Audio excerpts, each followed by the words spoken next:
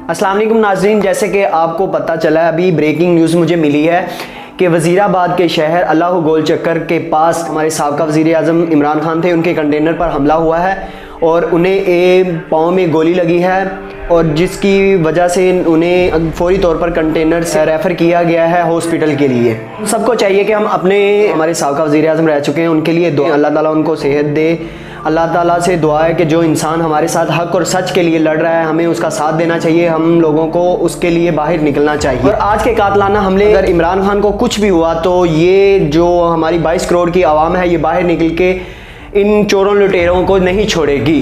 कि इस हमले में ये एक बात तो सच साबित होती है ना कि कौन इंसान सच्चा है और कौन झूठा है। ठीक है, आज से पहले पीडीएम ने जलसे किए, नवाज शरीफ ने, मरियम ने और शहबाज शरीफ ने जलसे किए, बिलावल भुट्टो ने जलसे किए, उन्होंने लॉन्ग मार्च भी किए, लेकिन आज तक किसी पे कोई कातलाना हमला नहीं हुआ। लिहाजा ये बात आज आप लोग डिसाइड करेंगे कि कौन सच्चा और कौन झूठा है। लिहाजा हमें मिलके एक शहरी बन के हमें सच का साथ देना चाहिए। वज़ीर आज़म इमरान खान जिंदाबाद।